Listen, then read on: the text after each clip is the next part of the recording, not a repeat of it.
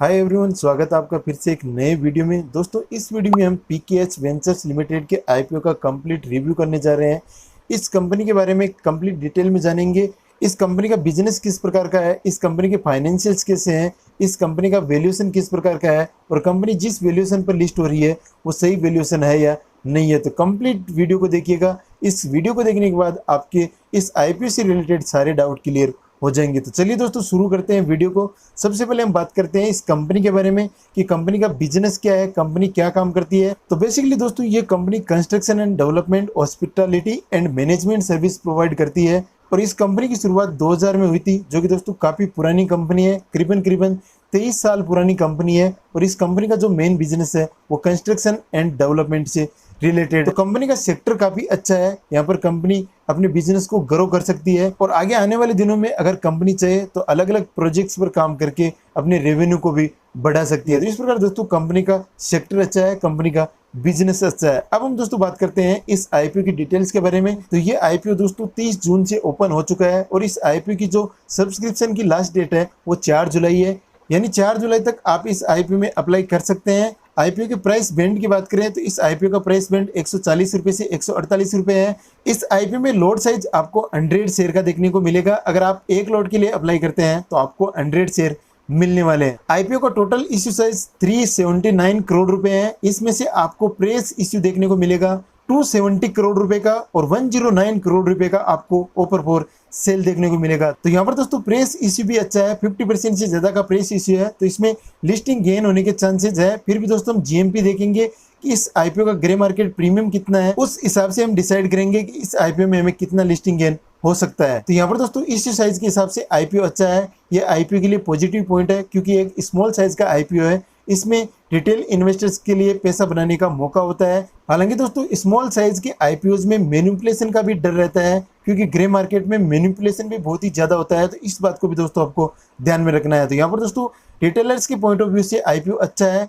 IPO की listing BSE और NSE पर होने वाली है। इस आईपीओ का अलॉटमेंट 7 जुलाई को होगा। रिफंड इस आईपीओ का 10 जुलाई को आएगा। अगर आपको अलॉटमेंट नहीं होता तो 10 जुलाई को आपका रिफंड कर दिया जाएगा। डीमेट में शेयर्स को क्रेडिट 11 जुलाई को कर दिया जाएगा। इस आईपीओ की लिस्टिंग 12 जुलाई को होने वाली है और इस आईपीओ की यूपीआई मैंडेट का जो कट ऑफ टाइम है वो 4 जुलाई को 5 PM तक है, यानी 4 जुलाई को 5 बजे तक आप इस आईपीओ का पेमेंट कर सकते हैं। तो यहाँ पर दोस्तों ये इंपॉर्टेंट डेट्स है। अगर आप इस आईपीओ में अप्लाई करना चाहते हैं तो इन इंपॉर्टेंट डेट्स को भी जरूर ध्यान में रखिएगा। इसके बाद दोस्तों लॉट साइज की बात करें तो अगर आप रिटेल कैटेगरी से अप्लाई कर रहे हैं तो मैक्सिमम आप 13 लॉट के लिए अप्लाई कर सकते हैं। अगर आप एचएनआई कैटेगरी से अप्लाई करना चाहते हैं तो मिनिमम आपको 14 लॉट के लिए अप्लाई करना पड़ेगा, जो कि दोस्तों एस एचएनआई में काउंट होगा। और अगर आप बीएचएनआई कैटेगरी से अप्लाई करना चाहते हैं तो मिनिमम आपको 68 लॉट्स के लिए अप्लाई करना पड़ेगा। तो लॉट साइज के हिसाब से भी दोस्तों आप देख लीजिएगा, आप जिस भी कैटेगरी से अप्लाई करना चाहते हैं तो मिनिमम लॉट साइज को आपको जरूर ध्यान में रखना है, उसके हिसाब से ही आपको आईपीओ में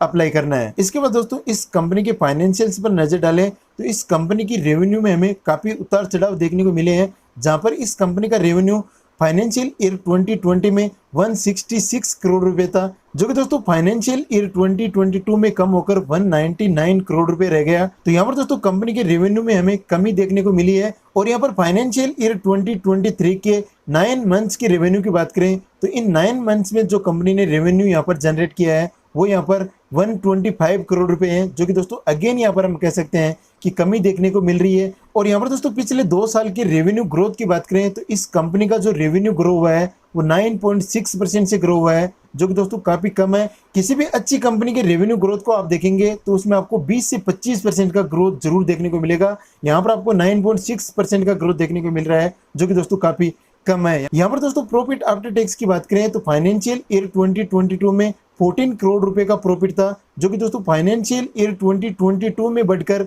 41 करोड़ रुपए का हो गया। तो यहाँ पर दोस्तों हमें प्रॉफिट में ग्रोथ देखने को मिली है। और लेटेस्ट ईयर की बात करें तो इस ईयर में कंपनी ने 29 करोड़ रुपए का नेट प्रॉफिट जनरेट किया। तो यहाँ पर दोस्तों प्रॉफिट को देखें तो प्रॉफिट कंपनी का अच्छा है, प्रॉफिट में ग्रोथ भी देखने को मिली है। और यहाँ पर कंपनी के पिछले 2 साल के नेट प्रॉफिट के ग्रोथ की बात करें तो यहाँ पर कंपनी ने अपने नेट प्रॉफिट में 70% के आसपास की ग्रोथ दिखाई है, जो कि दोस्तों बहुत ही अच्छा फिगर है। 70% का नेट प्रॉफिट ग्रो होना बहुत ही अच्छी बात होती है, यानी कंपनी ने बहुत ही बड़े बड़े प्रोजेक्ट पर काम किया है, इसलिए यहाँ पर ये नेट प्रॉफिट में हमें ग्रोथ देखने को मिली है। तो यहाँ पर दोस्तों कंपनी का जो बिजनेस है वो काफी डाइवर्सिफाइड है। तो यहाँ पर किस सेक्टर से ये ग्रोथ देखने को मिली है उसको भी यहाँ पर वेरीफाई करना जरूरी है, क्योंकि यहाँ पर कंपनी अलग अलग सेक्टर में काम करती है, कंपनी का जो बिजनेस है वो अलग अलग सेक्टर का है। तो ये भी हमें वेरीफाई करना जरूरी है कि यहाँ पर ये जो ग्रोथ देखने को मिल रही है किस सेक्टर से इतना रेवेन्यू जनरेट हुआ है या किस सेक्टर से इतना नेट प्रॉफिट जनरेट हुआ है, ये भी वेरीफाई करना बहुत ही जरूरी है। यहाँ पर दोस्तों कंपनी के टोटल नेटवर्थ की बात करें तो यहाँ पर कंपनी का जो टोटल नेटवर्थ है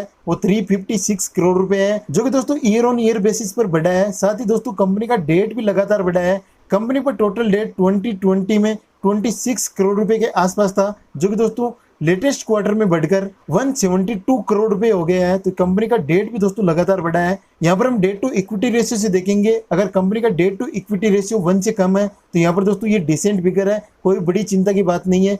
लेकिन अगर डेट टू इक्विटी रेशियो 1 से ज्यादा है तो ये कंपनी के लिए बड़ा कंसर्न है, डेट को यहाँ पर कंपनी को कम करना पड़ेगा। तो यहाँ पर दोस्तों हम डेट टू इक्विटी रेशियो से देखेंगे कि इस कंपनी पर जो डेट है वो सही है या नहीं है। तो यहाँ पर दोस्तों ओवरऑल फाइनेंशियल्स की बात करें तो कंपनी के फाइनेंशियल्स उतने अच्छे नहीं है। यहाँ पर प्रॉफिट में ग्रोथ अच्छी है, लेकिन यहाँ पर सेक्टर बहुत ज्यादा है, क्लियरिटी नहीं है कि किस सेक्टर से ये ग्रोथ देखने को मिली है। तो इस प्रकार दोस्तों हम देखें तो कंपनी के फाइनेंशियल्स उतने अच्छे नहीं है। यहाँ पर एवरेज फाइनेंशियल्स है, उतनी ज्यादा ग्रोथ हमें देखने को नहीं मिली है। तो यहाँ पर दोस्तों ओवरऑल फाइनेंशियल्स यहाँ पर एवरेज है। अब हम दोस्तों आगे बढ़ते हैं और इस आईपीओ का वैल्यूएशन देखते हैं, और वैल्यूएशन के आधार पर हम कंपेयर करके देखेंगे कि यहाँ पर जिस वैल्यूएशन पर ये कंपनी लिस्ट होने जा रही है वो सही वैल्यूएशन है या नहीं है। अपने प्राइस पॉइंट के हिसाब से अपने शेयर्स का जो ये वैल्यू मांग रही है वो वर्थ है या नहीं है। तो ये हमें पीयर कंपैरिजन से ही पता चलेगा, और पीयर कंपैरिजन से ही हमें पता चलेगा कि ये कंपनी लॉन्ग टर्म के लिए अच्छी है या नहीं है। तो यहाँ पर दोस्तों हम पीयर वैल्यूएशन भी करेंगे, उससे पहले दोस्तों हम इस कंपनी का वैल्यूएशन देख लेते हैं। यहाँ पर दोस्तों हम वैल्यूएशन की बात करें तो इस कंपनी का जो पीई है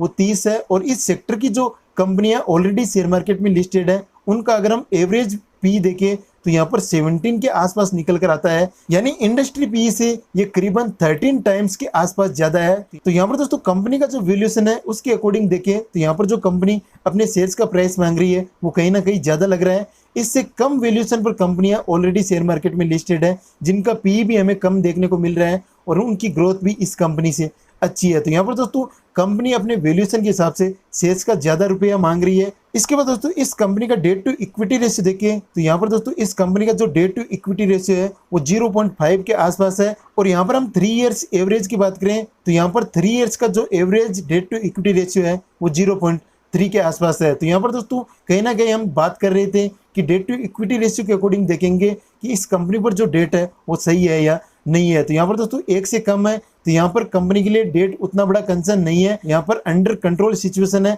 डेट कंपनी पर उतना ज्यादा नहीं है। इसके कंपैरिजन में कंपनी के पास इक्विटी भी काफी अच्छी है, तो यहाँ पर दोस्तों डेट उतना बड़ा इश्यू नहीं है।